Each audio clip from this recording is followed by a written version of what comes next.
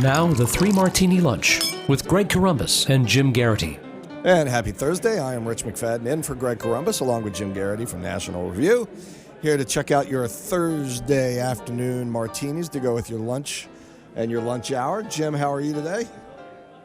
Doing all right. The NFL season starts this evening, and as far as I'm concerned, the autumn really begins at that point. Absolutely.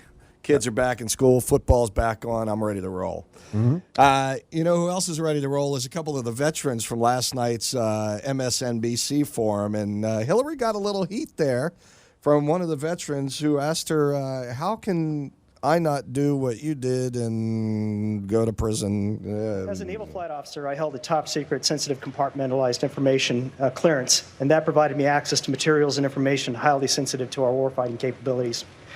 Had I communicated this information not following prescribed protocols, I would have been prosecuted and imprisoned. Secretary Clinton, how can you expect those, such as myself, who were and are entrusted with America's most sensitive information, to have any confidence in your leadership as president when you clearly corrupted our national security?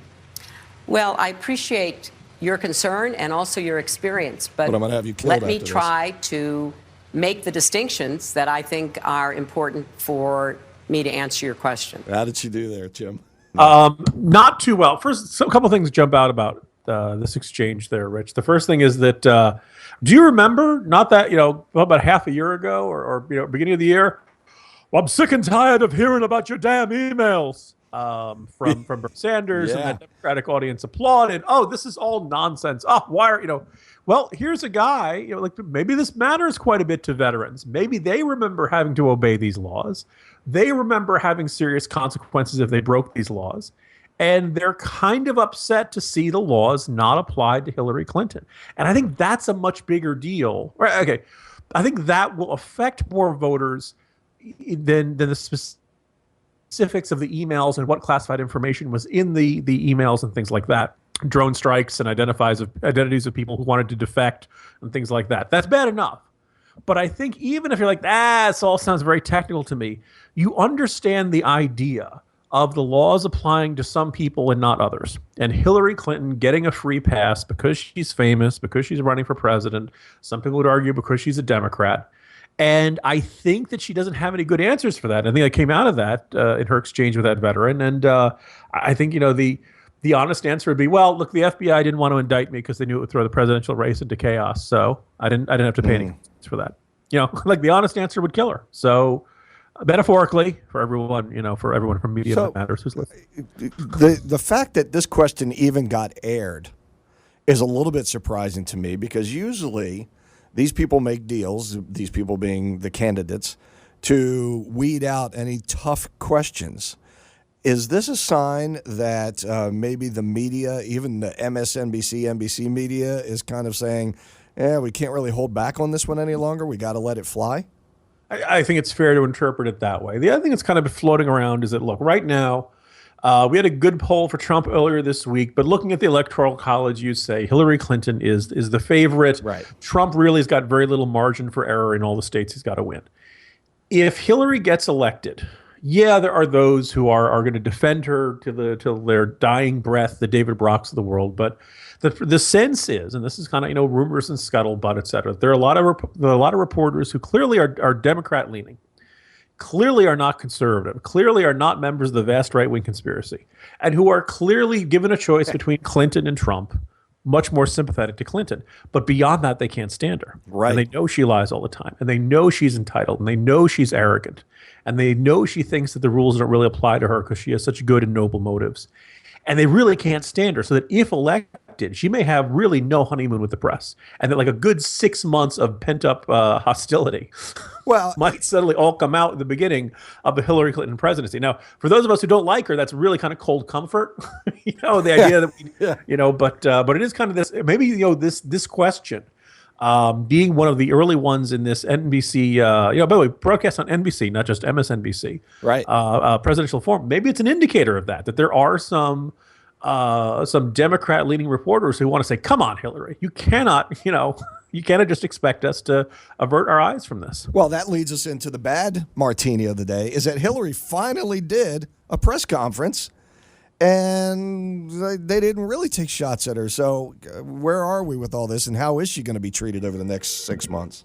Yeah, if you were itching to 2 see months. a Hillary, sure. Go ahead. Okay. If you were itching to see a Hillary Clinton press conference, you were deeply disappointed today, because she did one. She did it outside of her plane, and I was watching the NBC News feed, and I kept hearing this, noise in the background. It was, aren't you impressed? I'm like the guy from Police Academy with my ability. You are, to do yeah, that's sound talent. effects. I think it was the jet engines in the background, or maybe just ambient noise from the airport. But the audio feed I was listening to, it was terrible. Some other channels may have had a better, clearer sound to it. But she took 6 questions. The first one was about the polls and, quote, shouldn't you just be running away with it at this point? Now, some might say this is an effort to get her to lay out what she's not doing well, right? That this is actually a tough question in disguise. I'll let that one there. Second one is about unequivocally ruling out ground troops in Iraq.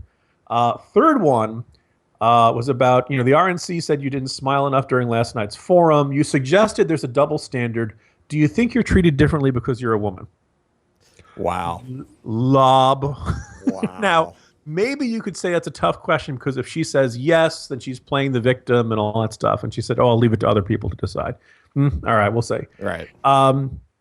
Fourth question was whether she agreed with Trump when he said he got the impression in his intelligence briefings they were not pleased with the decisions the administration had made so far. She swatted that one away by saying she's not going to discuss anything from her intelligence briefings. But I think it's the right answer. I think it's kind of a dumb question. Yeah. Yes, because Trump blabs about what he gets in an intelligence briefing. I just don't get any, there's no way she's going to bite on that one. The fifth question was about whether the media was being too easy on Trump. Yeah, basically a variation of that other question. Are you judged by a different standard? Right. And then towards the end, she starts leaving. People start shouting. They get a question kind of foreshadowing our third martini about, where Aleppo is. And then the last one was about a comment from the former head of the CIA National Counterterrorism Center contending that ISIS supports the election of Donald Trump. These are not tough questions. Please repeat your campaign talking points on camera for us, right? No questions about the emails. No questions in the vein of, wait, are you sure you didn't know what the word C meant, about confidential in these documents? You're sure, even though you used it yourself? I think what we're learning here is that she had total control over this press conference, but may have not had total control over the NBC Veterans Forum. Well, I just kind of, asking you, is that really what you really want to know from Clinton the most today? Yeah. Really? Because all of them, why aren't you ahead by more? Well, what kind of answer do you think you're going to get from that? Because I'm a terrible, dishonest, arrogant candidate. She's not going to say that. She's going to, I don't pay Everybody attention else to the poll. It's kind of, I guess it's the variation of the professional athlete who just missed the game-winning shot. So why did you miss that? All right, to try hard enough, right? You alluded to our third martini, the crazy martini of the day. And I'm going to lay $10 down and say this will be the story of the day, because it already is. Gary Johnson, the Libertarian candidate, was on Morning Joe this morning, and they asked him what he would do about Aleppo. Category. What would you do if you were elected about Aleppo? About Aleppo. And what is Aleppo? You're kidding. No. Aleppo is in Syria. It's the epicenter of the refugee crisis. Okay, got it. Okay. Well, All right. So then he goes on there to talk about how he would, pony up with Russia and handle Syria, the whole Syrian thing. But not so fast, Mr. Gary. Joe wants a little word with you here. You asked what is Aleppo. Do you really think that foreign policy is so insignificant that somebody running for president of the United States shouldn't even know what Aleppo is, where Aleppo is, why Aleppo is so important? well, no, I do understand Aleppo, and I understand the crisis that is going on. But when we involve ourselves militarily, when we involve ourselves in these humanitarian issues. And then he goes on to talk about how we're involved in way too many things, and it just gets confusing and crazy. Did he just shoot himself in the foot? Yeah, I mean, obviously everyone's talking about this soundbite, and I kind of go back and forth on this because on the one hand, if Mike Barnacle had asked, "What would you do if you're elected about Syria?" Gary Johnson would not have said, "And what is Syria?" Right. Right. I mean, Gary Johnson is not an imbecile. We can argue about whether he smokes marijuana too much. Sometimes he come across as a little spacey, but I don't think he's a stupid man. I think and apparently he said in a later interview this morning, he thought it might have been an acronym or something like that. All right. So, he should have known what it was. And Barnacle knew. It was almost, when you watch Barnacle ask him, it was almost like he knew it was going to be a gotcha moment. Yeah. I mean, again, like if you say, again, it's not merely Aleppo, like this one location that is a crisis, right? I mean, we have the entire stretch of Syria, which we have this entire, the fight with ISIS bleeding over into Iraq. We've got the refugee aspect. We've got the use of chemical weapons aspect. And as luck would have it, Rich, I was just completing a section in the Morning Jolt newsletter this morning, writing about chemical weapons attacks. I actually, every time I see the headline, chemical weapons used in Syria, I feel like obligated to write about it in the Jolt because to me, this is a big deal. Yeah. Whether or not it's happened like 200 times, so it's not rare anymore. And there's now, I think, sufficient evidence to say, yes, the Syrian regime headed up by Assad is using it, but also it's being used by ISIS. You can argue there's no good guys on there. I think it really means something that the use of chemical weapons has been normalized. Rich, I think you and I are roughly around the same age. Do you remember when we found out that Saddam had gassed the Kurds? Yes, right? absolutely. This was 88, and I believe the Chemical Weapons Convention was ratified in 93, and that was a big deal, right? Using chemical weapons against civilian population. Like, the world was shocked, the world was appalled, the world was horrified. I think that played up to the lead up to the Persian Gulf War. It was one of the reasons Saddam Hussein was seen as so dangerous. And I feel like there was a time this was not normal. And now I feel like we're now in the world of 2016. Some of this is on the president's plate. Some of this is on the leaders of the rest of the world. Some of this is on the leaders in the region, where we've all just kind of gotten used to it. So that's what really outrages me a lot more than Gary Johnson have a spacey moment on morning cable television. And I'd like to think that because of this, the media will spend a day or two saying, "Oh, by the way, chemical weapons have been used about 200 times in Syria." Right.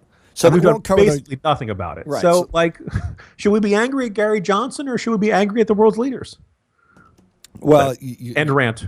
You know that the media coverage of this whole election is all about that one clip that they can sit there and run, that 10-second gotcha moment that they can sit there, whether it's Trump or Clinton or Johnson or whoever it might be, that they can sit there and spend the day posturing over and saying, look what we found. And CNN will be on it all day long, and so will MSNBC, and everybody will. And that's the coverage that we get now. We don't get the important news that there is 200 chemical weapons attacks. We get he doesn't know where Aleppo is. Yeah, and what's more, if you really want to give him grief about the part of his answer where he said we have to work with Russia to stop. That's what got my attention too. Right? And I'm surprised they didn't jump on that. Yeah, there was also bad substance there. It wasn't just the brain fart. It wasn't just this moment where he couldn't remember what Aleppo meant. So, right. Good job, media. Yeah, it's good. The drama continues as the news media world turns. So, all right, that's Jim Garrity with the National Review. Check him out. As you heard, the Morning Jolt. You can get some more information over there. And I am Rich McFadden with the Radio America Network. And we will see you tomorrow, Friday. We might even throw in an extra martini just because it's Friday. And have a great Thursday. Thanks, Jim.